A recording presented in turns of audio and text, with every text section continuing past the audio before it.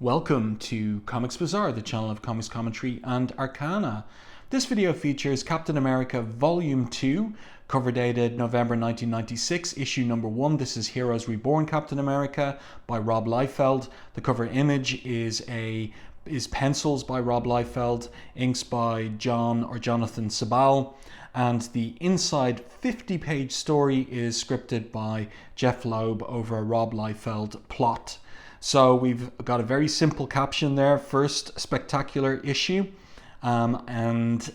this was a controversial title among the roster of Heroes Reborn titles because there was a buzz on Mark Waid and Ron Garney's run on Captain America prior to Onslaught, prior to the launch of Heroes Reborn, and a lot of people reading that, including me at the time, were upset about the switch in creative teams and the handing over of the character to Rob Liefeld.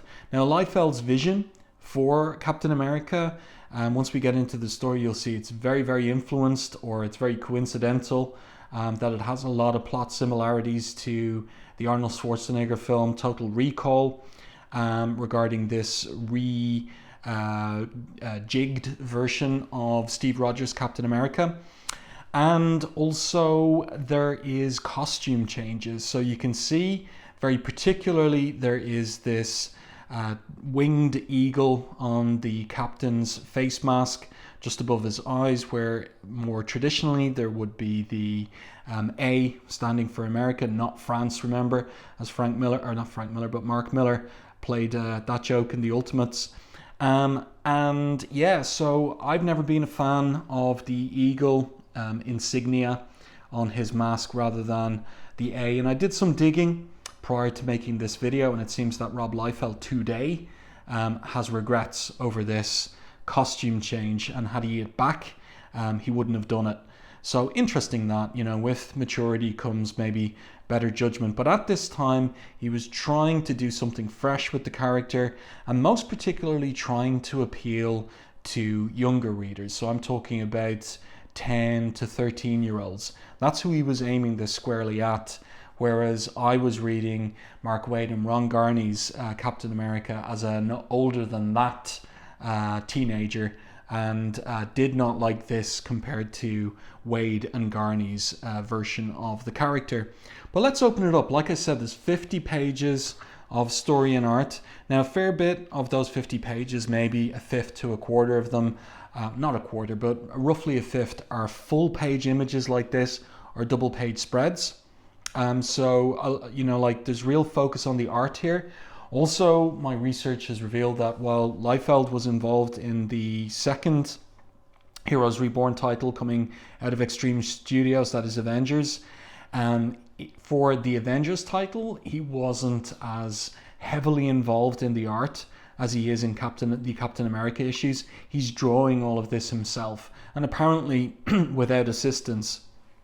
So that means the tech we see here, the tanks, the fighter planes, it's all done by him. So whatever virtues there is in the backgrounds and in the vehicles we see, it's all down to Liefeld apparently, and whatever vices or flaws or imperfections we see, all down to Liefeld too. So the story opens with third person captions, I pledge, oh yeah, nearly missed that because that I is disguised by the star on the shield. I pledge allegiance to the flag. Let's turn the page.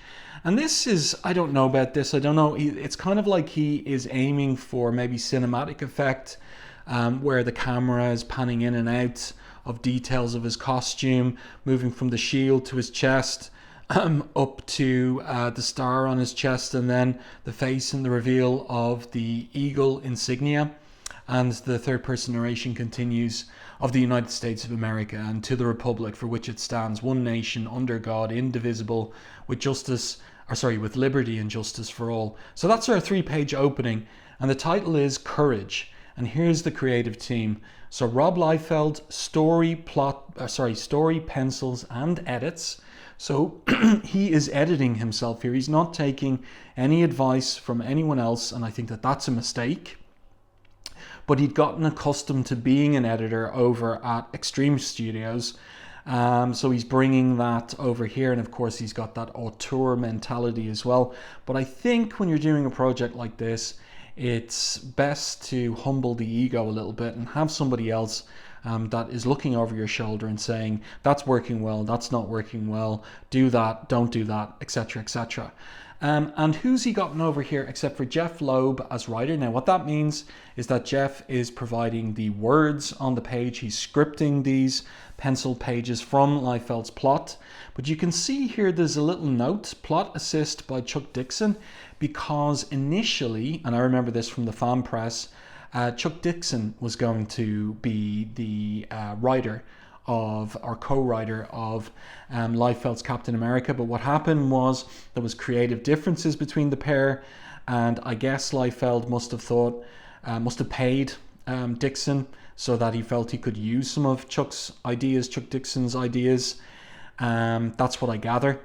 But what those ideas are, I'm not 100% sure. And then the rest of the creative team, John Sibal, inker, Brian Haberlin on colors and Extreme Color on the digital coloring, and Richard Starkings and Comicraft's Dave Lanfair on the digital letters. So here we are, big full page image there of Captain America with the shield. Really great inking by John Sibal. Really great on creating those kind of metallic, shining, reflective surfaces. Does that well. The cross hatching here on Captain America's costume, very well done. The indication of the little chainmail there, ringlets or plates, that's really well done. And digital coloring throughout, excellent throughout. So good stuff.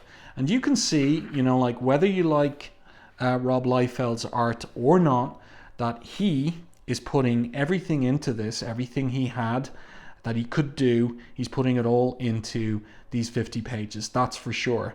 And he's more careful with this work than he was maybe with other comics that he set pencil to paper on. So here we go, we've got a transition here. It was all a nightmare. These are the principles upon which the American dream was based. Today the American dream is lost. Steve Rogers wakes up, he seems to have a wife there, for the dreamer is missing. So, another one of those nightmares. He says to himself, what is happening to me? And then he thinks, maybe I should wake Peggy. Never held anything back from her before. It's just, part of me somehow knows I shouldn't tell her, that somehow it could be. And then this big black border here between this panel and this one suggests the pause. That's interesting. Transition, dangerous, he says. One thing to note too is, and I've noted it before when reviewing Rob Liefeld comics, is that his characters, in particular any blonde-haired characters, are basically self-portraits. That's Rob Liefeld circa 1996 looking out at us as Captain America. So now we have a couple of interesting pages. Domestic scene, remember what I said, Liefeld is putting everything possible that he can do into this. So we have the suburban house there, the white picket fence, we've got the kitchen, we've got the wife who's a domestic goddess producing the pancakes, and they've even got a child. So what is the child's name? Don't know yet. But in the third person narration, sound of laughter that comes from the suburban tract house at 85 Chestnut Street in Philadelphia, Pennsylvania. So this is where Steve is living, Philadelphia. And let's see, he's patriotic. Oh, the child's name is Rick. Dad, what do you know about painting a house? And Peggy says, Rick's right, Steve. Besides, if we left it up to you, the house would be red, white, and blue. And Steve replies, you know, I hadn't thought of that. So he's a very patriotic guy, and he's off to work now. And I'm going to be late for work, Mrs. Rogers. So he is married. Here's the child running off to school in very happy fashion, but also classic Rob Liefeld running pose there. Looks a bit wonky, but it reads. And he's got a bad rock face on the side of his lunch pail as well, which is pretty interesting. Got to point out, even though Liefeld is putting lots of effort into the penciling work here, where is Steve Rogers' leg there? It should be coming out here behind his wife's legs, but we're not seeing it. So that's pretty wonky stuff. Did he forget to draw in the leg? Does he think it's somehow bending down to be behind her legs? Always got to point out one or two of these things, but I'm not going to take up the whole video with it because there's plenty of other reviewers do that pretty much, for anyone who wants to see the complaints about the artwork. So he kisses his wife and off he goes to work, and he's got his friend there has picked him up. His friend's called Nathan. He says to Nathan, I ever tell you how nuts I am about my wife and son? Nathan replies, only every morning, Steve, only every morning. So he's a happy man, happy wife, happy child, happy family. Where's he off to work? But we get news report here, classic TV screen shape for the panels here. We got a top-down shot, three-point perspective of Philadelphia here. That's difficult to do, so Liefeld putting a bit of work in, and he deserves credit for it. And the newscaster says, in a related story, the World Party is holding a rally this weekend here in Philly. Some of you may remember that the last time the World Party met in Chicago, let's turn the page, see what happened the last time. Violence shut down the event between the right-wing group and members of the JDL, so Jewish Defense League, who claim that the World Party has organizational ties to both white supremacists groups and neo-Nazi Nazis foundations. Okay, so obviously Captain America, World War II hero, famous for fighting Nazis in World War II. Is this set up for his return in the present day? Nazis, asks Steve. Do you really think there's Nazis here in Philly? So they must have been. Does Steve have a TV in his vehicle, or were they listening to that on the radio? That seems a little bit of a mistake there. But in any case, Nathan says, anything's possible, right? But you know how the media is, Steve. If it sounds like news, then they make it news. So that's good from Jeph Loeb. I like that little piece of dialogue. So Loeb working with, the drawings, working with the plot, but adding in little character details and statements like that kind of, what would you call it, like worldly wise wisdom. I like it. So Steve here, he is not as skeptical or, how would I put it, like not cynical, but he is more open-minded than his friend. He says, some news people do that. Not everybody is as cynical as you, my friend. And Nathan replies, well, you know what they say, underneath every cynic beats the heart of an incurable romantic. Again, good stuff from Jeph Loeb. But who's this man watching from the street? Steve clocks him and thinks to himself, I swear I've seen that old man somewhere before. And the old man stammers, Captain, so recognizes him. And Steve is going in there to the factory. He's wondering about the guy. He sees him there reflected in the rear view wing mirror. And then it's at the cafeteria at work. It's lunchtime, as it is every day before they know it. It's lunchtime. They're sitting down here at a desk, and Steve is he's kind of in an abstract mood. It's like he's someplace else, says one of his friends. So let's see what he'll say to that. He says, okay, if I tell you guys something, will you promise not to laugh? So Nathan says, I think you've got that backwards. If you're going to tell us another one of your stories, we'll promise to try to laugh. Okay, so again, good characterization here about maybe how square Steve Rogers is in this life that he's living. And then he tells him about the dream. I've been having this dream, and in it, I'm warning you guys, this is weird, I'm wearing a costume. So they're laughing away. You mean like a dress? No, looks like kind of like a flag. A flag, says Nathan. Yep, and I'm some kind of super. And then he gets up. Excuse me, fellas, I got to hit the John before the bell rings. So what's all that about? That was a bit sudden. He's on the phone. Transfer me to a secured line, sir. We may have a problem. So who is he calling into about Steve's weird dream?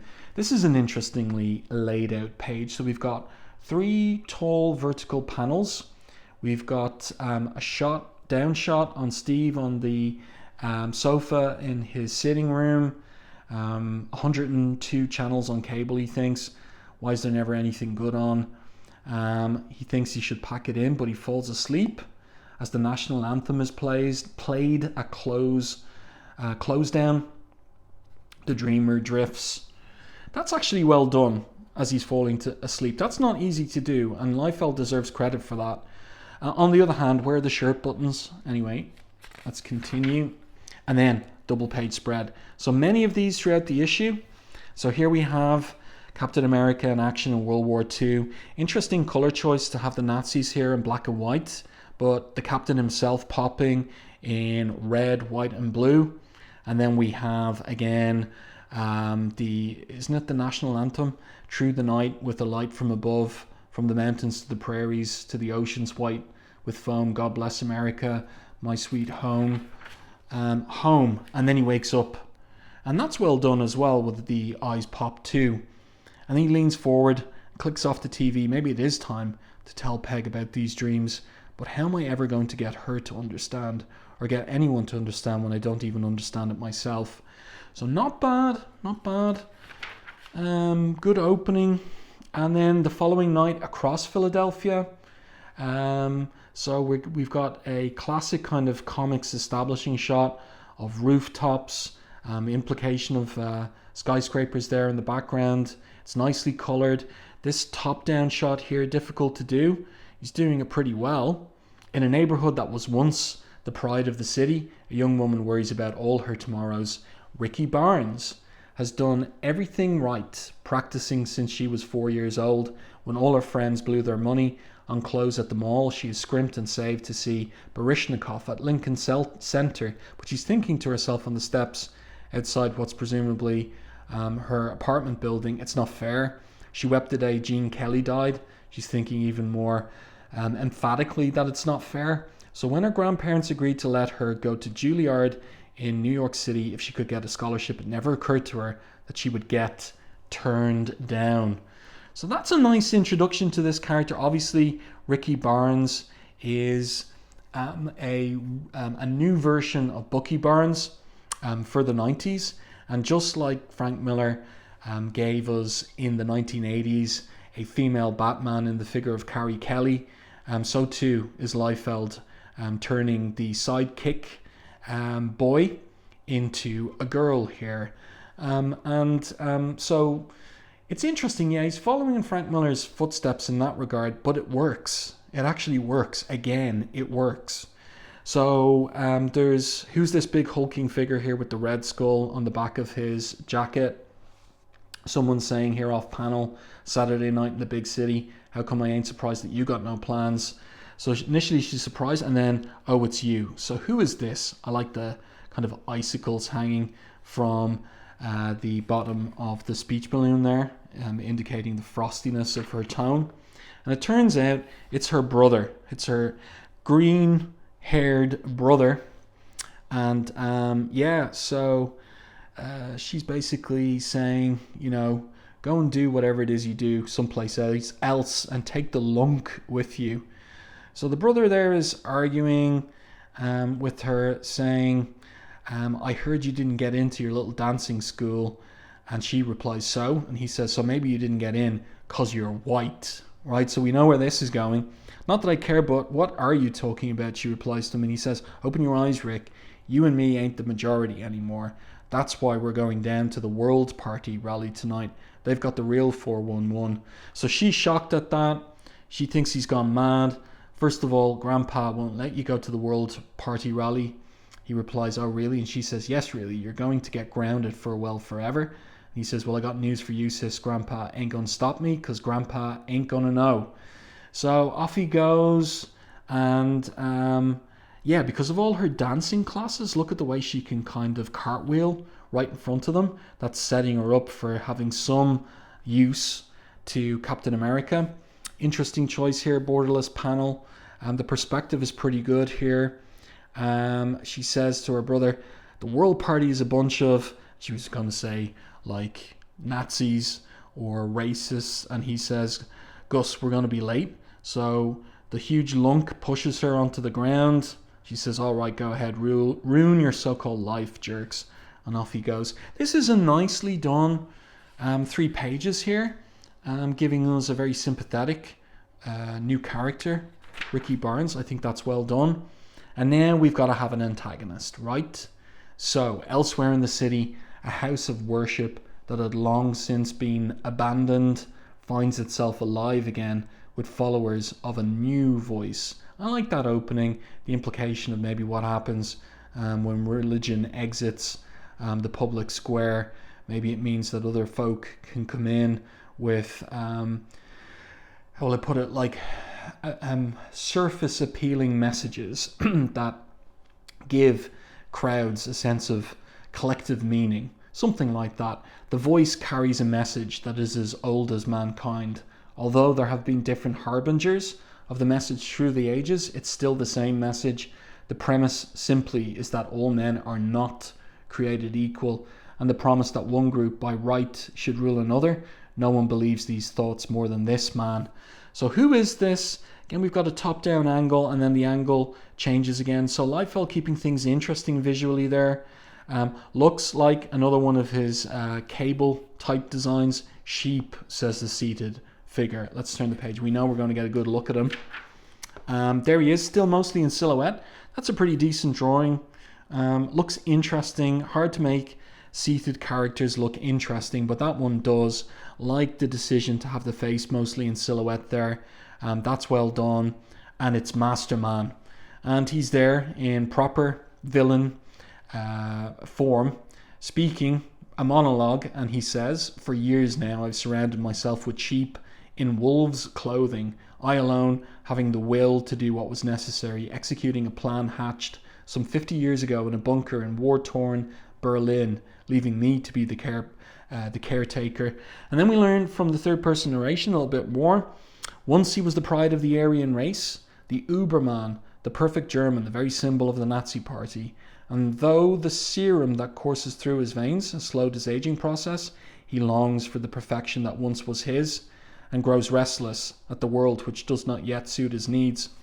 So this is going to be a proper antagonist for Captain America, a Nazi super soldier, but one who has aged, whereas Captain America hasn't, because the US super soldier serum was 100%, whereas the Nazi one was a pale imitation.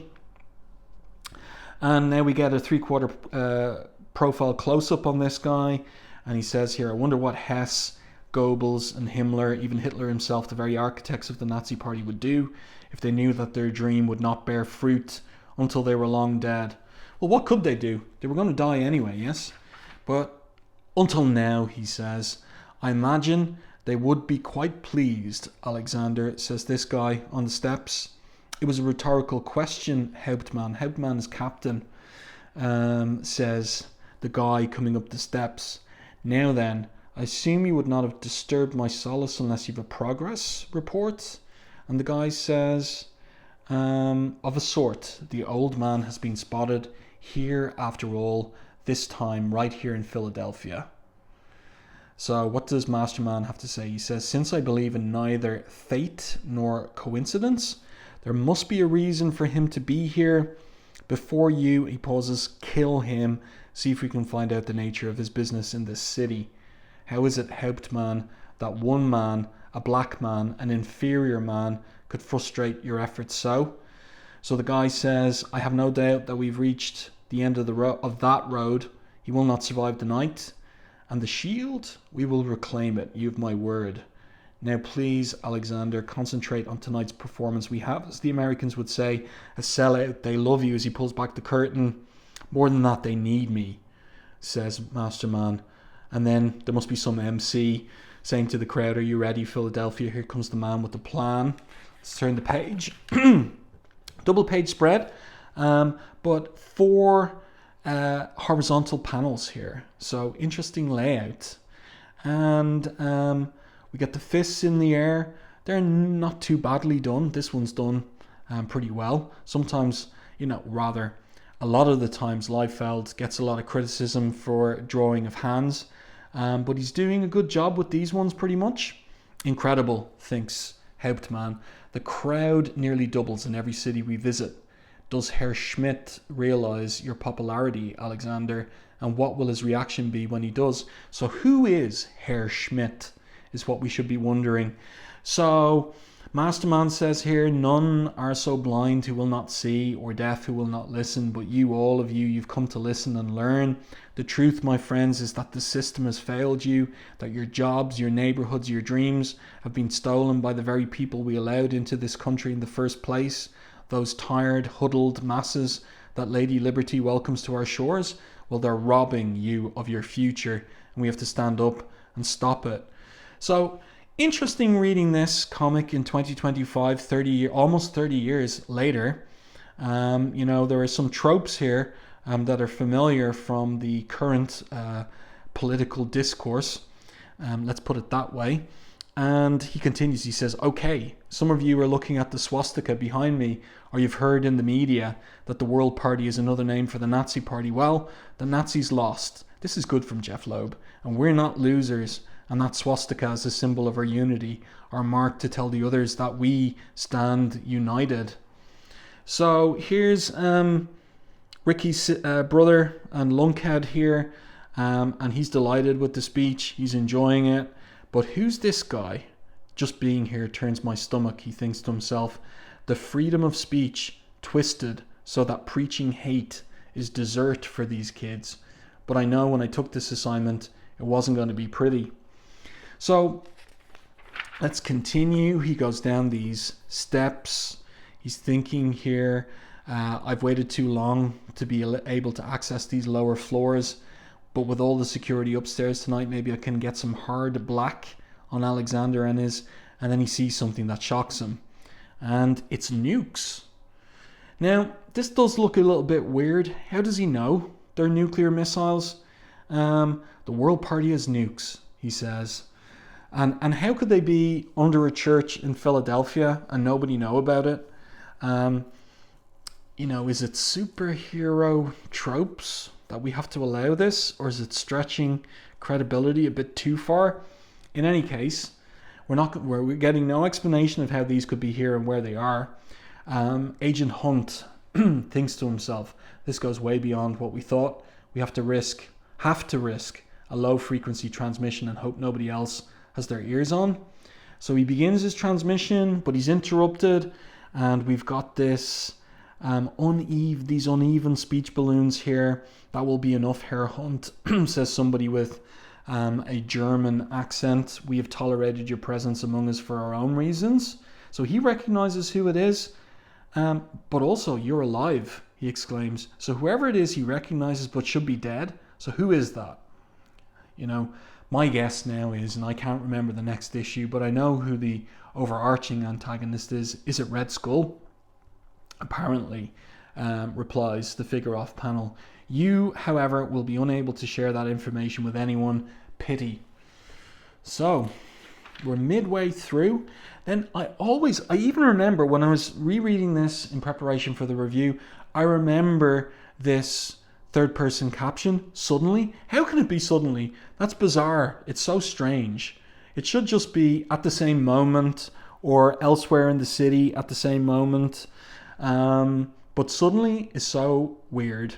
Anyway, Steve is there thinking to himself, it's funny all these years being with Peg, and I don't ever think I've ever lied to her. Told her I was going to the store for some stuff for the barbecue, when what I really needed was to clear my head about those dreams. And then there is the mystery man, and he says, I've waited half a lifetime for this moment, and you look like you haven't aged a day. So Steve is flummoxed.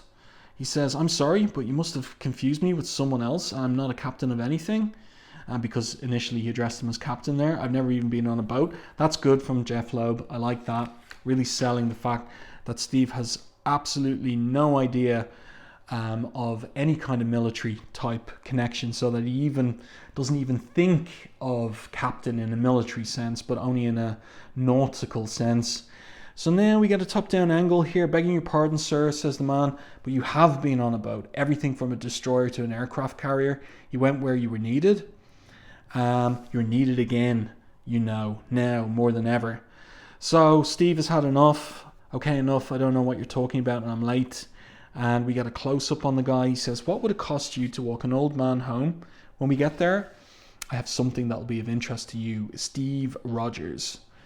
So that gets his attention. Now, wait a second. How do you know my name?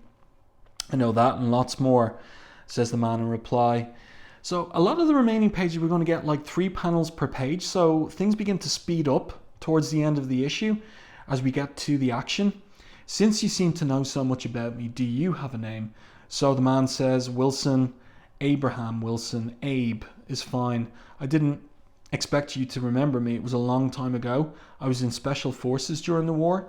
They had me posing as company cook. Of course, I really could cook. That was the easy part. The hard part was keeping an eye on you. So Steve is wondering, the war, World War II. But what's World War II got to do with me? He asks. Everything, says the man, goes down into the cellar of his or basement of his house. Oops, skipped a couple of pages there. Go back. Down in the basement, he's got an old trunk, and in it, he's got the S.H.I.E.L.D. Not just any S.H.I.E.L.D., the S.H.I.E.L.D., Captain America's S.H.I.E.L.D. So again, you can see John Sibal's inks here for the metallic reflections on the surface. Really well done. Does a great job on all of that. And also the digital coloring team putting in some interesting effects here into the background to make the backgrounds interesting when there's no detail in them. So it looks good. It's creative. So Steve says to Abe, he says, wait, just wait. Where'd you get that? After the war, says Abe, I stayed in Europe. Being a trained chef, I met everyone. Now that stretches credibility. Just because he's a trained chef, he meets kings, sheikhs, generals. We need a bit more than that in order to establish that he could be meeting all of them. Then one night in a castle outside of East Berlin, I saw it on display like a thing someone could own. It was wrong for it to be there, so I took it. Okay, so he's got the S.H.I.E.L.D. and he's had it for 50 years, but meanwhile, there's complication right outside. There is a team of neo-Nazis, or like whatever the grouping is supposed to be. We haven't learned their name exactly, but they're part of this world party business. So Abe is saying to Steve, I never meant to keep it, sir. I only knew someday I had to get it back to you. And Steve is astonished. In come the guys. 3 panels on this page. They send in a bunch of missiles. They're there to retrieve the S.H.I.E.L.D. 3 panels here. There's wreckage, rubble. There's a rumbling. And then the S.H.I.E.L.D. pops up, held up by this huge muscled forearm. This ends now. Captain America. More of these digital coloring effects here with the S.H.I.E.L.D. in the negative space. Maybe that's a bit overdone. Maybe we don't need the shields there. That's my preference. Keep them out of there. And then, it's Rob Liefeld. You gotta have a turn it to the other side double page spread of Captain America revealed, but he's not in costume yet. So his civilian clothes are shredded. Where once there stood a man named Stephen Rogers, now there is a legend called Captain America. It looks to me like this double page spread, I think this might have been drawn on one page and then blown up, because the ink lines are fairly thick on the page. Something like that. And then you can see they're thinner here on this double page kind of half spread. Well, it's not 3/4 spread. So put down your weapons. Yeah, so things speed up or there will be consequences, he says. He's only one man, says the goon. You're right. He replies, take him out. Reflection in the S.H.I.E.L.D. Philadelphia in the background. Remember, Liefeld is drawing all of this apparently by himself with no assistance. So he's doing a good job there. Deserves credit for it if it really is all by him. And Steve rips. Looks like he cuts the guy's gut with the edge of his shield. That's fairly violent, all right. And we get to see the blood there, the red splashing into digital colors. Yeah, that's fairly violent for Captain America. I've always believed that all you need is one man to make a difference, he says, to stand up when others are told to sit down, to speak loudly for those who have no voice, and to fight the good fight. Okay, so, a classic question of superhero comics is, well, who decides that? You've got to have moral authority. So we need to learn, and we will learn over the course of coming issues, what exactly Captain America's moral authority is grounded in, and some of the choices he's made. In any case, back into the third person narration. All at once, it is yesterday, today, and tomorrow. Even Steve Rogers himself marvels at the way the S.H.I.E.L.D. glides through the air, and at a sound that has not been heard in nearly half a century. The sound of victory. Okay, so it's all very dramatic, melodramatic even maybe. The skill, the strength, the courage, and that's the title of the story, Courage. Only one man would fight against such odds, never relenting in his quest, never surrendering. Action, action, action. Not the best fight choreography in the world, but not the worst either. It works, it reads. All at once, it's over, nearly as quickly as it started, with one significant difference. America's beacon of hope has returned, but not without a price. That's a pretty decent upshot, 3/4 profile upshot on Steve's face there. So Abe is dead. He's bleeding out there. Steve's promising to get him to a hospital, but it's his time. And he warns Steve, they know about your wife, your son, not safe. So he dies. And also, Liefeld deserves some credit here. That looks like a limp body that Steve is holding in his hands. That's well done. That's not easy to do. Your death will be avenged. Okay. To fight out a war, you must believe something with all your might. More than that, you must be willing to commit yourself to a course, perhaps a long and hard one, without being able to foresee exactly where you will come out. All that is required is that you should go as hard as ever you can. The rest belongs to fate. Oliver Wendell Holmes Jr. Okay, and a big close-up of Captain America's angry face there, gritted teeth, very classic Rob Liefeld facial expression. And there you go. So he's angry. And surprise, surprise, at the end of the issue, S.H.I.E.L.D., 1 mile above the Earth, a helicarrier, the likes of which you have never seen, orbits. Well, there's no major redesign of the helicarrier there, so we have seen it many times over in Marvel Comics. It's watching, Nick Fury's at the desk, well, Agent Sharon Carter reporting, sir, says the blonde, priority clearance, bravo, Rio Bravo. I have a message from the Esper unit, for your ears only, the Patriot is awake. So, full page image of Fury getting up from his desk.